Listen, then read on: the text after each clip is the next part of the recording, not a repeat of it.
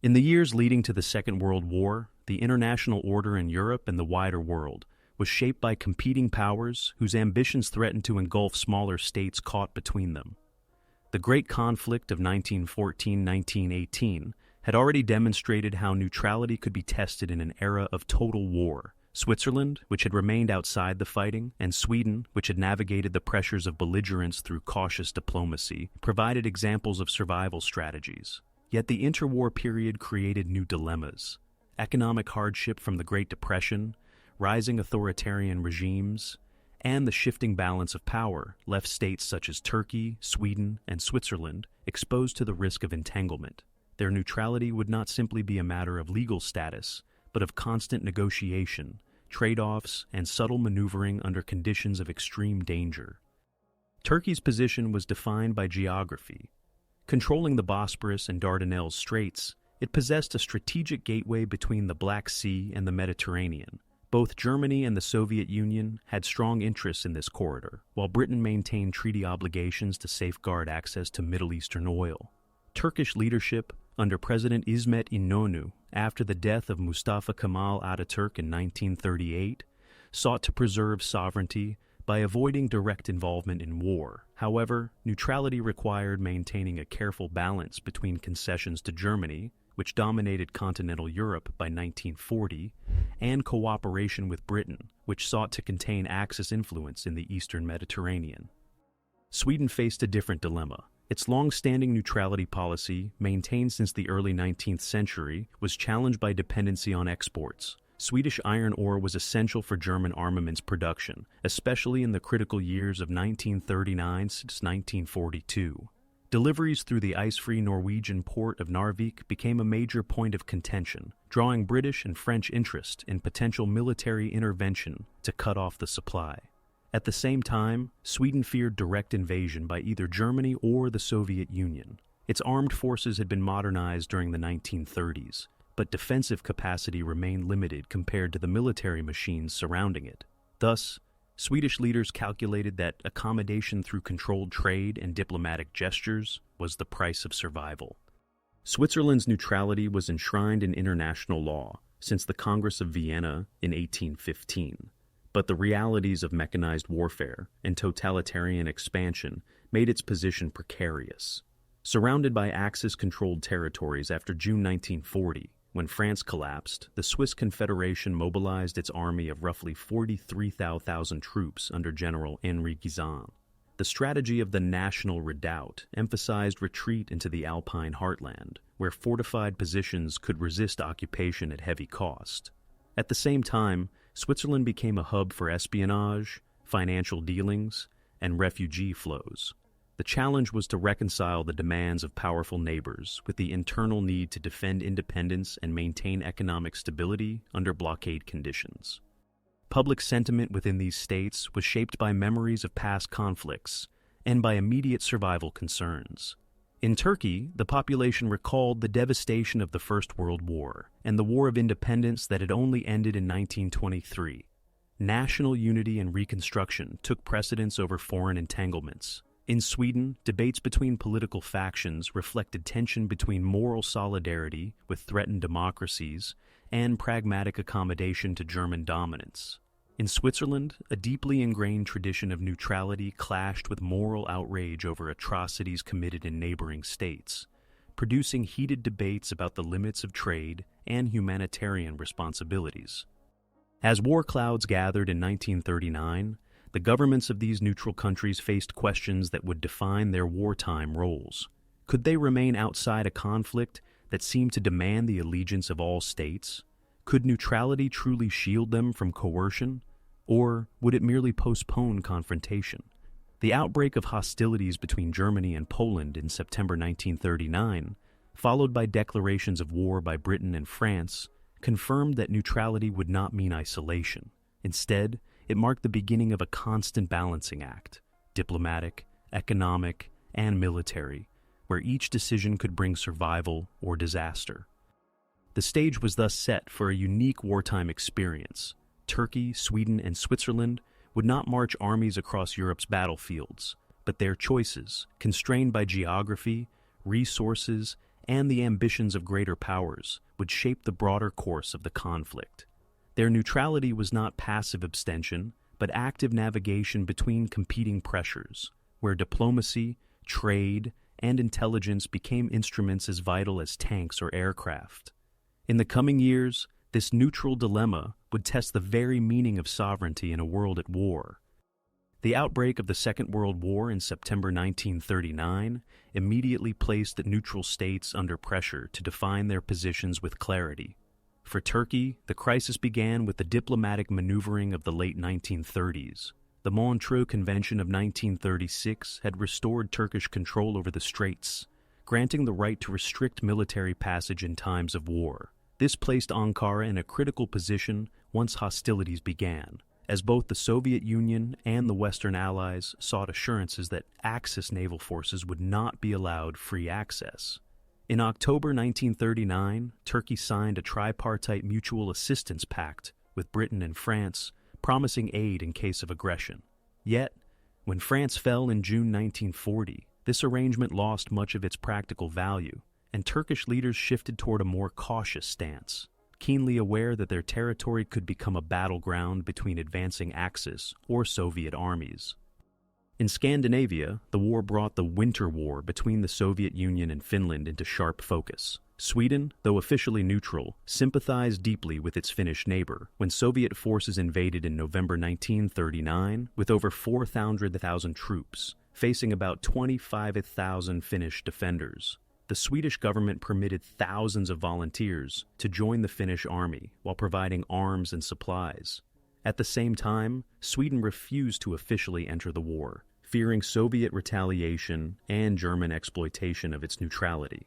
This balancing act, humanitarian and covert support for Finland, yet avoidance of formal conflict, illustrated the practical limitations of neutrality. By March 1940, with Finland forced to cede territory in the Moscow Peace Treaty, Swedish caution seemed justified, but it also revealed the moral strains of neutrality in the face of aggression. For Switzerland, the war's opening months were marked by the policy of armed neutrality. The Swiss army mobilized along borders with France, Germany, and Italy, expecting incursions from either side. German invasion plans, such as Operation Tannenbaum, prepared in 1940, underlined the precariousness of Swiss independence. At the same time, Switzerland became a conduit for economic exchange. Both Axis and Allied powers depended on Swiss banks and trade networks to access critical materials, especially precision instruments and financial clearing services. This dual role, defensive mobilization combined with essential economic mediation, highlighted the complexity of maintaining neutrality in a global war. The strategic dilemmas deepened as Germany's influence expanded rapidly in 1940. The occupation of Denmark and Norway in April, through Operation Weserübung, transformed the Scandinavian balance. With Norway under German control, Swedish iron ore shipments through Narvik ceased, and exports had to pass directly through the Baltic under German supervision. Britain considered military operations to sever this supply, but the swift German advance made such plans redundant. Sweden now stood geographically isolated, with German-controlled territory to its west, south, and east. This reality compelled Stockholm to permit limited German troop transit across Swedish soil beginning in 1940, a concession that would later become a source of controversy both domestically and internationally. In Turkey, the German victories of 1940 and 1941 altered calculations once more. The Wehrmacht's advance through the Balkans in April 1941 brought Axis forces to Turkey's European frontier. Ankara responded by signing a Treaty of Friendship with Germany in June 1941, just days before the launch of Operation Barbarossa against the Soviet Union. Yet Turkey maintained its balancing policy, keeping the Straits closed to German warships, while continuing to negotiate economic agreements with both sides. Deliveries of chromium ore, essential for steel production, were exported to Germany under trade deals, while at the same time Turkey received British and American military equipment as a counterbalance. Switzerland faced a parallel challenge in 1940. With France defeated and Italy joining the Axis, the country was encircled. General Guisan reorganized defenses around the Alpine Redoubt, a strategy that relied on a retreat into fortified mountain positions rather than static border defense. This plan, while militarily austere, sent a political signal. Any invasion would be met with resistance, even at catastrophic cost. At the same time, Switzerland accepted that neutrality would involve constant negotiation with Berlin, which tolerated Swiss independence so long as it served German economic and intelligence needs. Thus, by the summer of 1941, the neutrality of Turkey, Sweden, and Switzerland had already been tested by the war's opening phase. Each state had adopted strategies rooted in geography, history, and necessity. Turkey combined diplomatic flexibility with strict control of the Straits. Sweden balanced trade concessions with limited military cooperation. And Switzerland entrenched itself militarily while serving as an economic intermediary. None of these policies represented passivity. Rather, they demonstrated the active choices required to navigate survival in a Europe consumed by conflict. The strategic goals and planning of neutral states during the middle years of the war were shaped by constant reassessment of threats, alliances, and economic needs. For Turkey, the central issue was how to avoid being drawn into direct combat, while remaining useful enough to both sides to discourage invasion. The country's leadership, under President İsmet İnönü and Foreign Minister Şükrü Saraçoğlu, pursued a foreign policy sometimes described as active neutrality. This meant offering limited cooperation to the Axis when German power appeared unchallengeable, and shifting closer to the Allies when the balance began to tilt. The key asset was chromium ore, a critical material for hardening steel. Turkey exported thousands of tons to Germany under agreements in 1941 and 1942, but at the same time entered negotiations with Britain and the United States to restrict future deliveries. Both sides courted Ankara with promises of military supplies, modern equipment, and political guarantees. Sweden's strategic planning revolved around its dependence on trade routes and the need to avoid occupation. After the German conquest of Norway and Denmark, Sweden was geographically isolated. Maintaining neutrality now required a careful balance between accommodating German demands and preserving internal autonomy. The German government insisted on continued iron ore exports, which reached nearly 10 million tons per year at the peak. Sweden allowed limited transit of German troops, especially the so-called permittent traffic that permitted soldiers on leave from Norway to travel by train through Sweden to Germany. Yet Swedish leaders simultaneously prepared for defensive war. By 1942, the Swedish army had expanded to nearly 600,000 men on paper, though equipment shortages remained. Air defenses were strengthened, with investments in domestically produced Saab aircraft and improved coastal fortifications. Stockholm's calculation was that a credible defense, combined with concessions in trade and transit, would deter either Germany or the Allies from forcing a confrontation. Switzerland's strategic goals were more straightforward, but no less difficult. The Confederation's doctrine of armed neutrality required both deterrence and mediation. General Guisan's National Redoubt Plan, first elaborated in 1940, became the core of Swiss defense. The idea was not to prevent occupation of border areas, which were nearly impossible to defend against mechanized forces, but to deny full control of the Alpine interior. The construction of bunkers, artillery positions, and demolition charges in tunnels and bridges created the threat of protracted resistance. At the same time, Swiss authorities had to maintain the economic functioning of the country under blockade. Germany supplied coal, while Switzerland exported machinery, watches, and other precision goods. This economic interdependence created opportunities for both accommodation and leverage. Furthermore, Switzerland became a hub of intelligence activity. Both Axis and Allied spies operated from Swiss territory, using its neutrality as cover for contacts, information exchange, and clandestine negotiations. The Allies also factored neutral states into their strategic planning. Britain and the United States, particularly after the entry of the latter into the war in December 1941, sought to limit the resources available to Germany through neutral trade. The Allied blockade system attempted to pressure Sweden and Switzerland into reducing exports to the Axis. Turkey, meanwhile, was viewed as a potential ally in the Mediterranean theater. Churchill repeatedly pressed Ankara to join the war on the Allied side, particularly after the Allied landings in North Africa in November 1942. Yet Turkish leaders hesitated, fearing both German retaliation and Soviet encroachment should the Axis be defeated. From the Axis perspective, neutral states were valuable for resources and as buffers. Germany relied heavily on Swedish iron ore and Turkish chromium. The Reich also benefited from Swiss financial services, which allowed it to conduct transactions in foreign currencies, purchase strategic goods indirectly, and launder gold. Yet Berlin had to balance these advantages against the cost of invasion. Occupying Sweden or Switzerland would require large numbers of troops and risk-provoking Allied reactions. Similarly, drawing Turkey into the Axis sphere might open new fronts in the Middle East, but also risk confrontation with the Soviet Union. Public opinion within these countries played a subtle role in shaping policies. In Sweden, the population was divided between pro-Allied and pro-German sentiments, with the government walking a narrow line to avoid internal instability. Newspapers operated under censorship, but reflected the tensions of the time. In Switzerland, neutrality was defended as a matter of national identity, but criticism of excessive economic concessions to Germany surfaced in political debates and among intellectuals.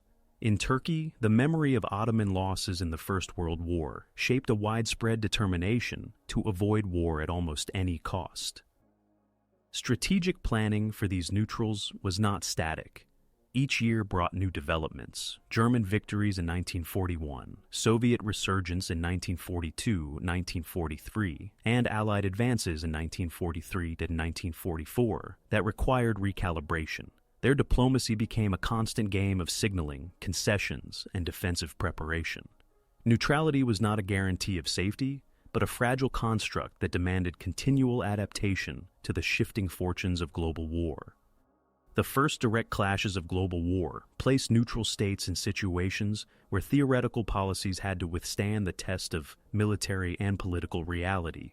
For Sweden, the most immediate confrontation with the pressures of neutrality came during the Winter War of 1939-1940.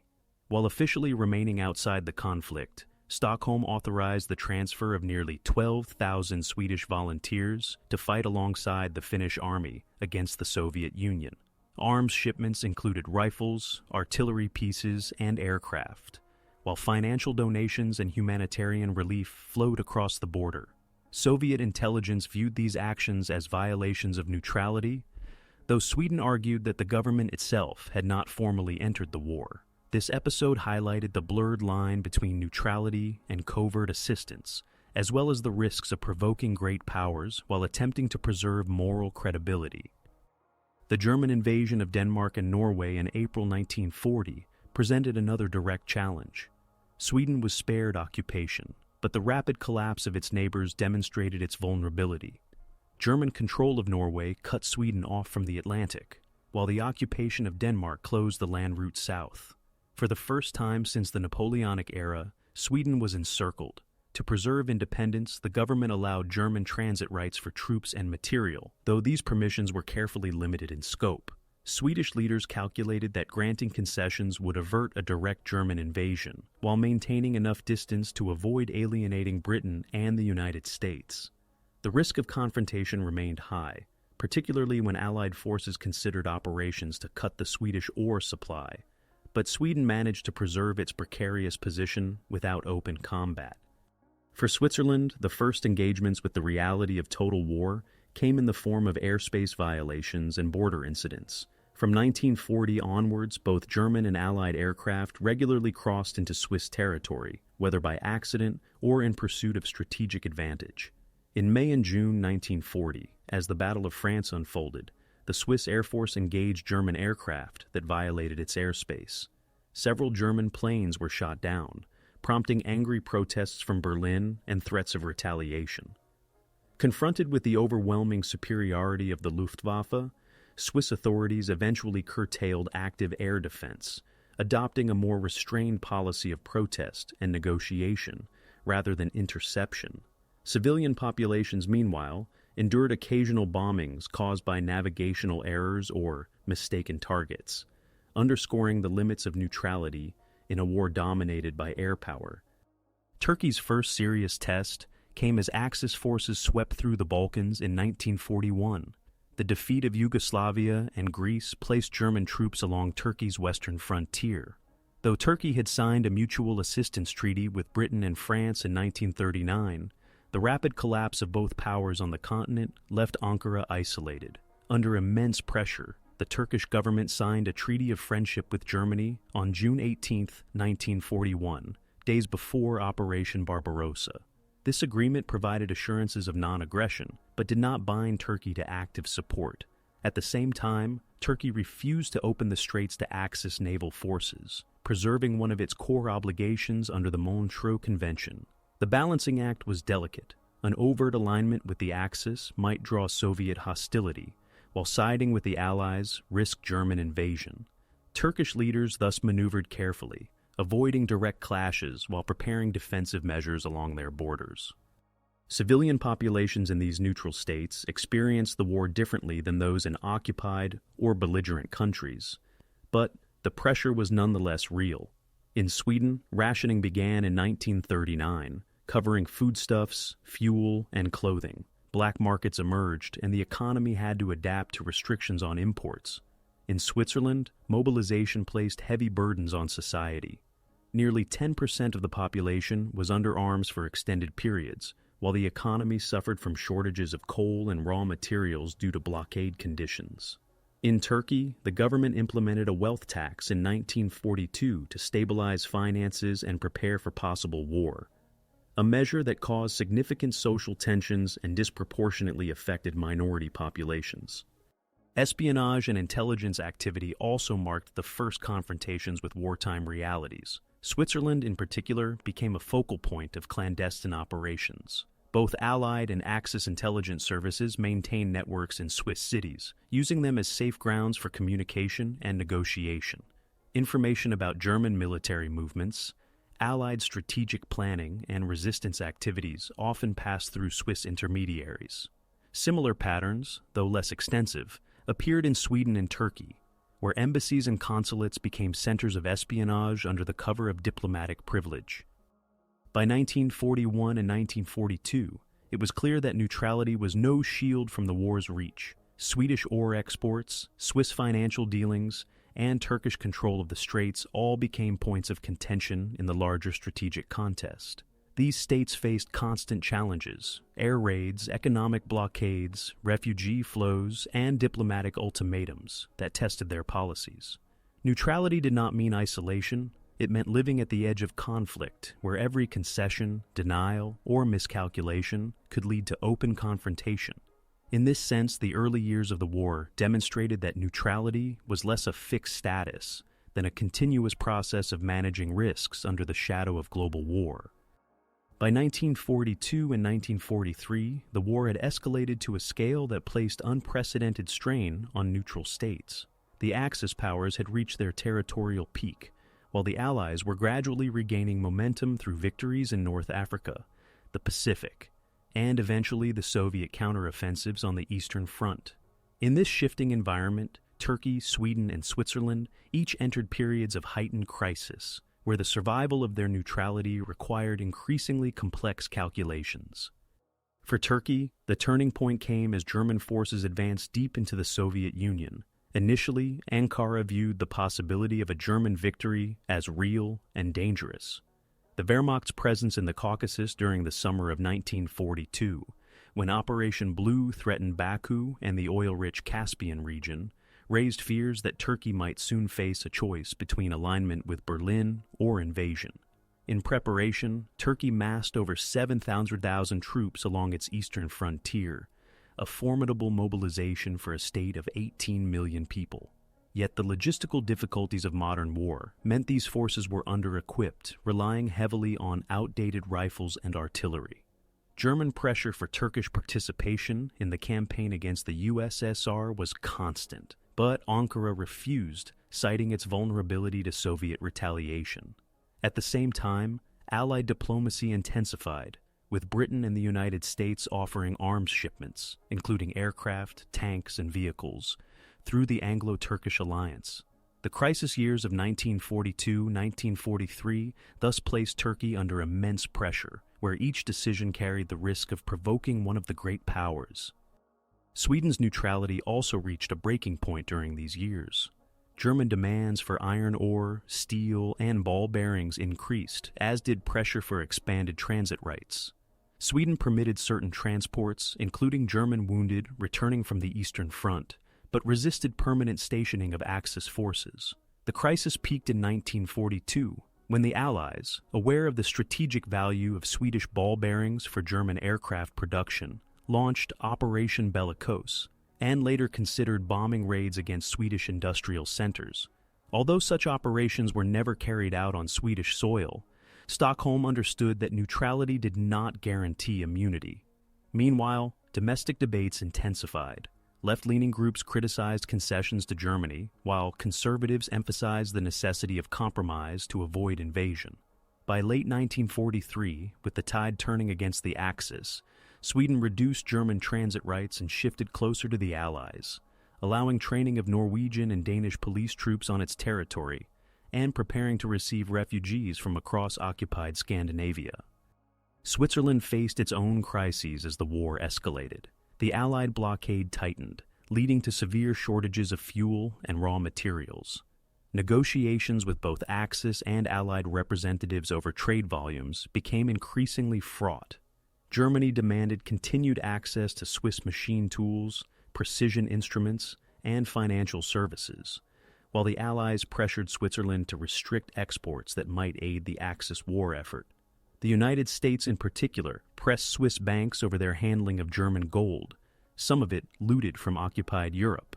At the same time, Switzerland became a vital refuge for tens of thousands of civilians fleeing persecution, though its asylum policies were inconsistent and often restrictive.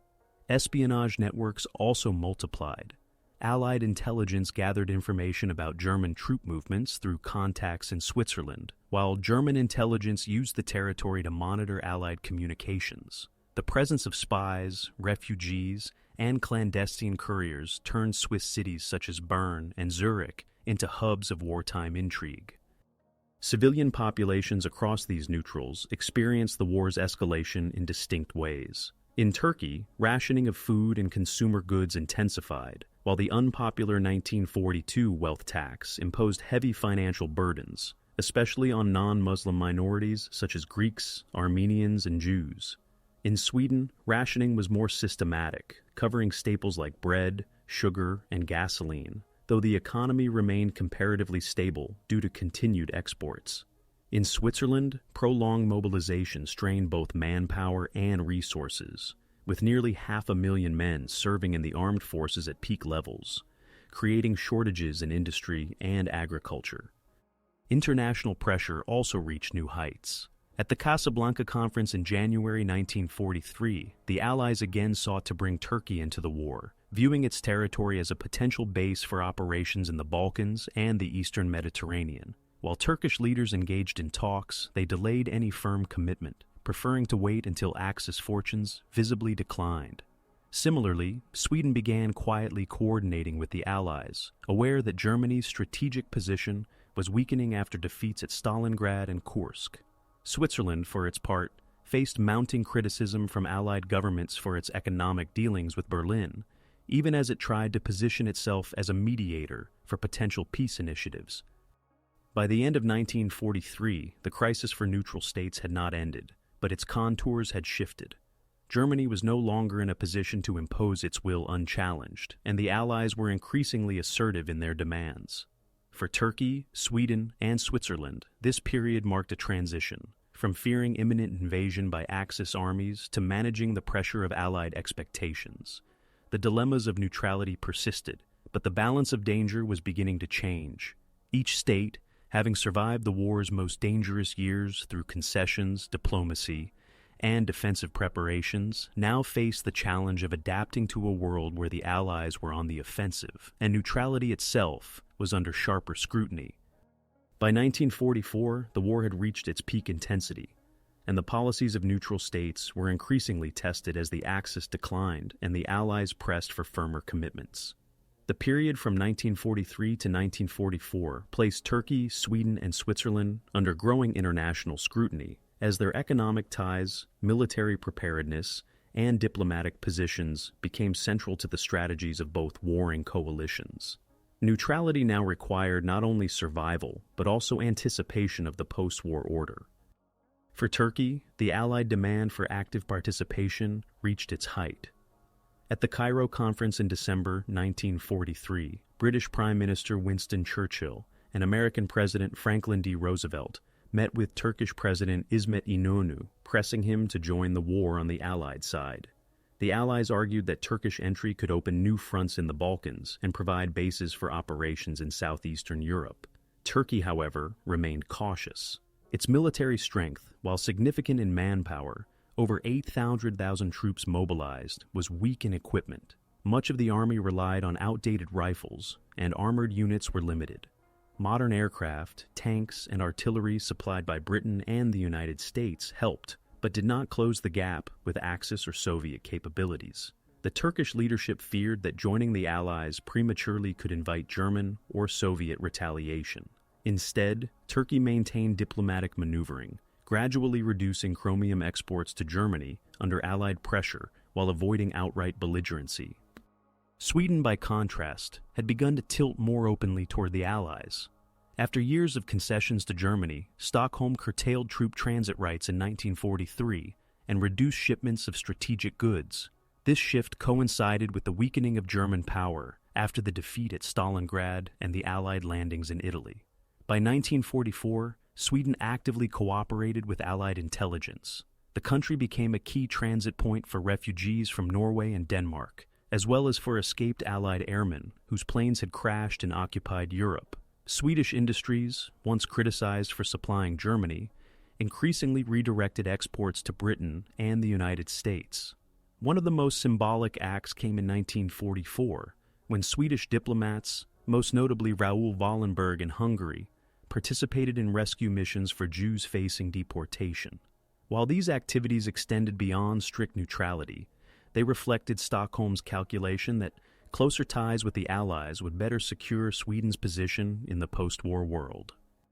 Switzerland, meanwhile, endured the most intense pressure of the war.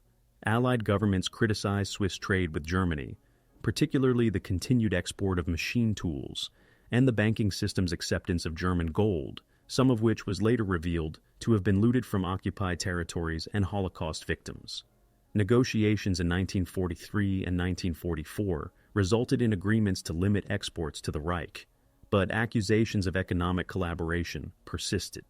Militarily, Switzerland remained on alert, though the likelihood of invasion had diminished as Germany's position weakened. The country's role as a diplomatic intermediary expanded. Representatives from both Axis and Allied states used Swiss territory for secret talks, including humanitarian negotiations for prisoner exchanges. Swiss intelligence also provided valuable information to the Allies through covert networks monitoring German troop movements. Civilian populations in all three neutrals experienced heightened wartime burdens during this period. In Turkey, rationing and shortages intensified as the economy strained under mobilization. Agricultural production suffered from lack of labor, while inflation eroded purchasing power. In Sweden, rationing of food, fuel, and textiles continued, though living standards remained higher than in most of occupied Europe. The Swedish government carefully managed distribution to prevent unrest. In Switzerland, shortages of coal and food created hardships, and the burden of continuous mobilization strained families and industries. Yet, compared to the devastation across occupied Europe, these societies maintained relative stability, though always under the shadow of possible escalation. International diplomacy underscored the shift in global balance. By mid-1944, with the Allied landings in Normandy and the Soviet advance into Eastern Europe, it became clear that Germany would lose the war. The question for the neutral states was not whether they would survive, but how they would be judged for their wartime conduct. Turkey responded by suspending all exports of chromium to Germany in April 1944, a decisive step that aligned its economy with the Allied blockade. Sweden tightened restrictions on trade with the Reich, further reducing deliveries of strategic materials. Switzerland, under pressure from Washington and London, accepted limitations on its economic dealings with Axis powers, though it defended its policies as necessary for survival. By the end of 1944, each of the three states had moved closer to the Allied camp, though still formally neutral. Turkey remained outside the fighting, but signaled readiness to declare war on Germany when the moment was right. Sweden increasingly acted as a humanitarian and diplomatic partner for the Allies, while Switzerland balanced criticism of its economic role with efforts to serve as a mediator and protector of refugees. The peak of the war had thus transformed neutrality into an active process of adaptation. These states had survived the years when German power seemed unstoppable, and they were now preparing for the post-war world in which Allied dominance would shape the international order. Their neutrality had preserved independence, but it had also created legacies of controversy that would endure long after the war's end. As the war neared its conclusion in 1945, neutral states adapted their strategies of resistance and survival to match the shifting political and military realities. For Turkey, the period marked a careful balancing of diplomatic pressure from the Allies and the looming presence of the Soviet Union.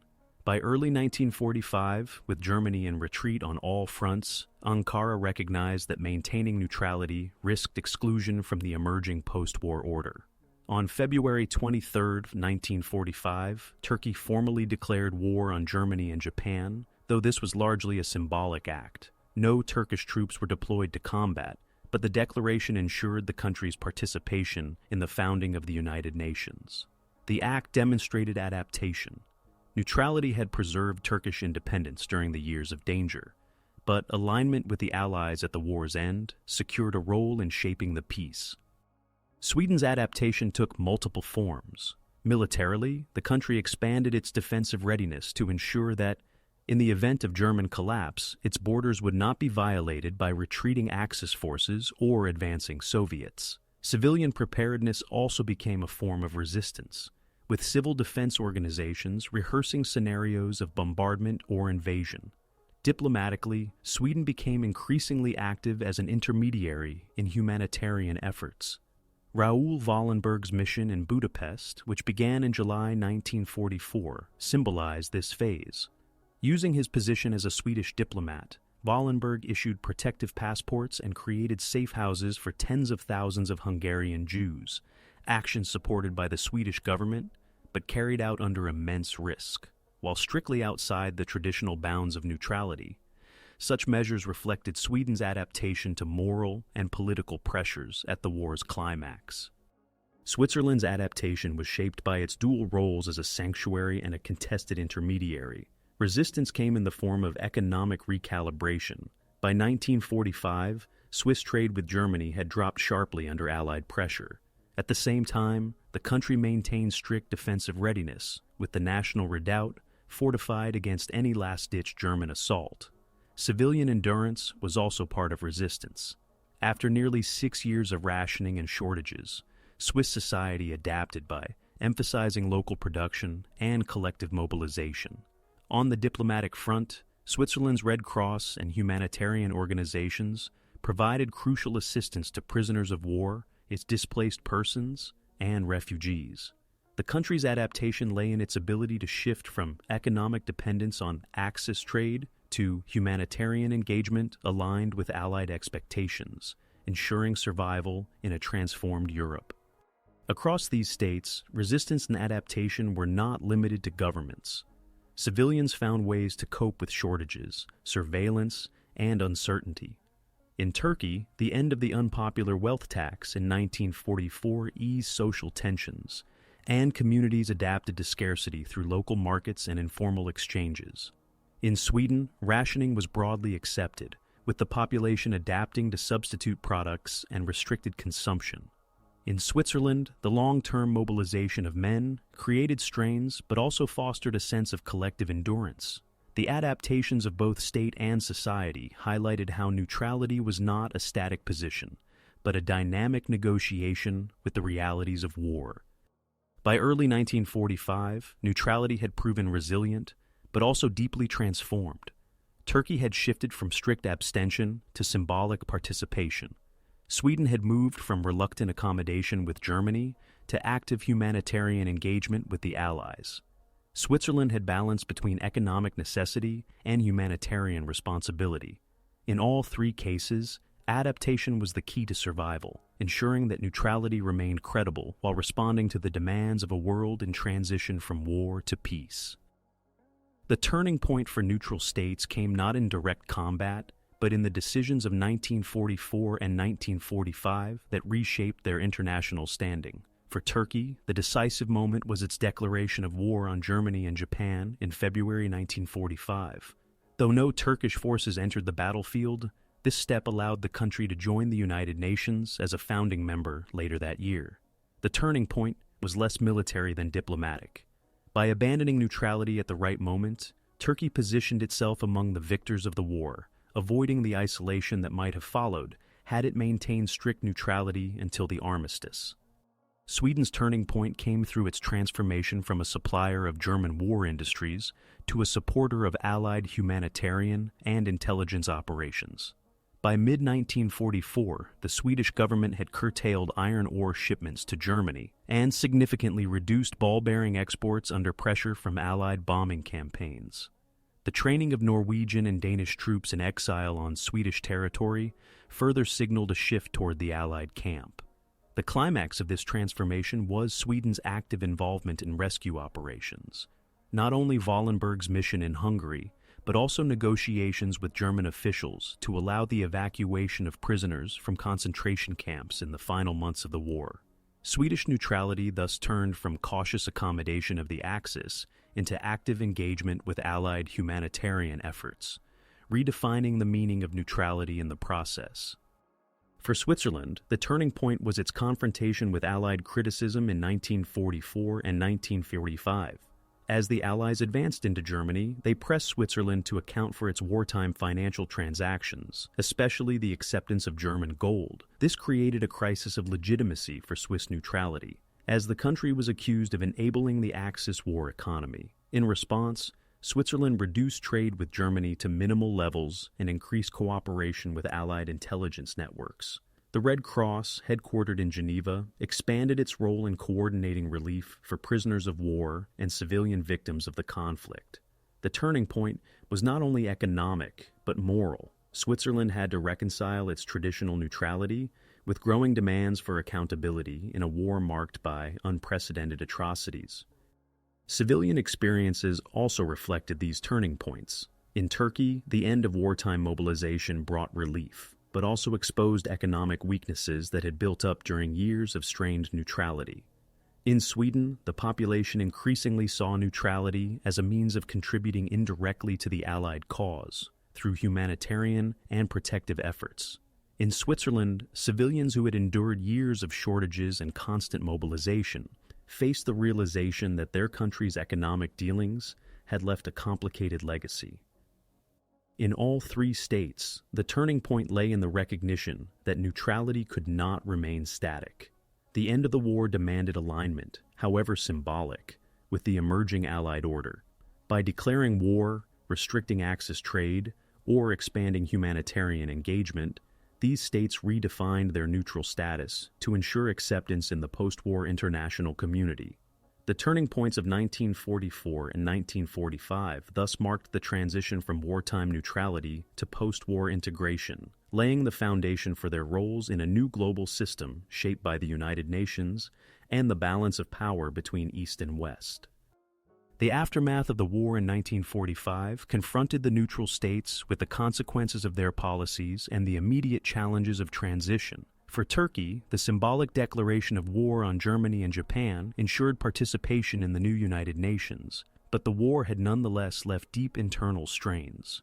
Years of high mobilization, up to 10% of the population under arms, had drained resources and slowed economic development. The wealth tax crisis of 1942 had left lasting scars on minority communities, weakening internal cohesion. Yet, Turkey had avoided destruction, invasion, or occupation, a notable achievement given its geographic proximity to Axis operations in the Balkans and the Soviet campaigns in the Caucasus. As demobilization began, the country faced inflation, shortages, and the need to modernize an army that had remained largely defensive. Diplomatically, Turkey emerged as a regional player, courted by both the Western Allies and the Soviet Union, foreshadowing its eventual strategic importance in the Cold War. Sweden's immediate post-war experience was defined by recovery and reflection. Having escaped invasion and devastation, the country emerged with its industrial base intact, a rare situation in Europe. Swedish exports were poised to help in the reconstruction of neighboring states, particularly Norway, Denmark, and Finland, where wartime destruction had been extensive. Yet the legacy of wartime trade with Germany remained controversial. Internationally, Sweden was criticized for supplying iron ore and ball bearings that had prolonged the German war effort. Domestically, debates emerged about whether concessions to Berlin had been excessive or necessary for survival. At the same time, Sweden's humanitarian contributions, rescuing Jews, aiding refugees, and hosting Scandinavian resistance fighters, were recognized as vital acts that had balanced its earlier compromises. In the immediate aftermath, Sweden leveraged its intact economy and neutrality to play a role in peace initiatives, offering mediation and relief in a Europe struggling to recover.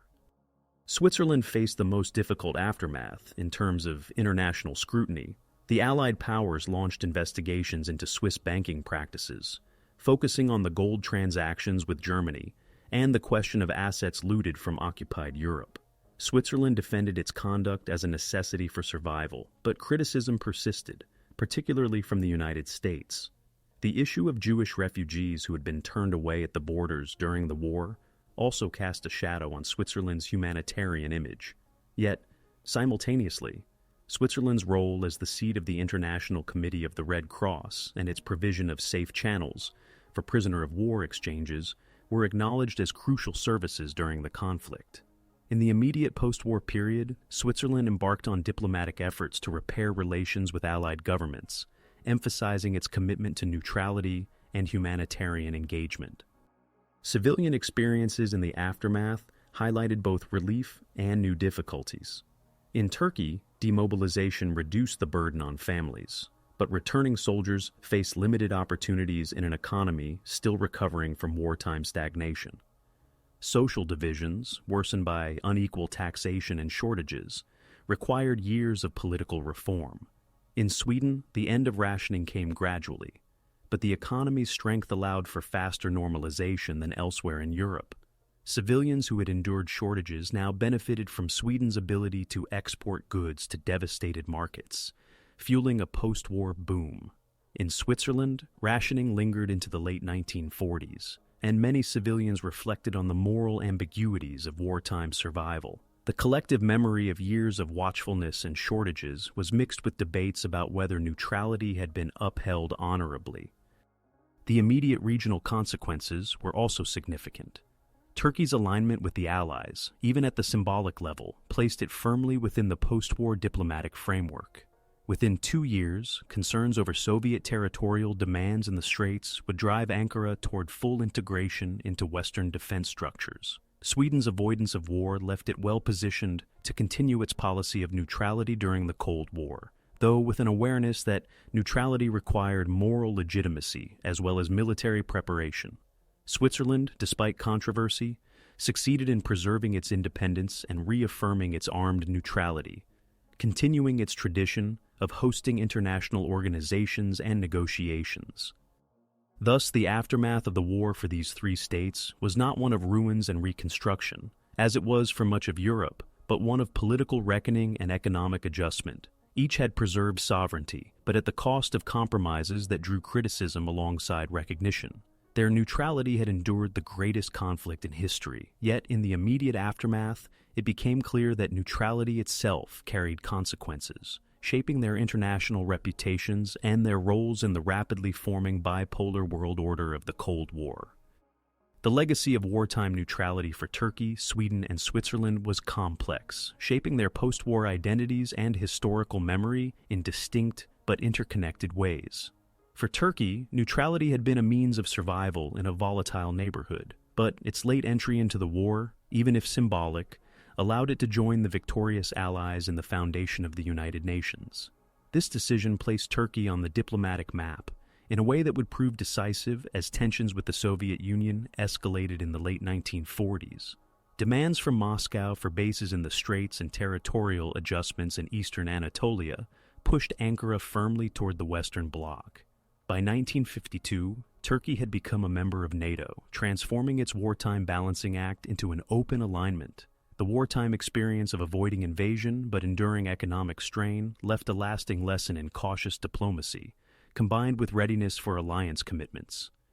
Sweden's legacy was shaped by its survival and economic stability.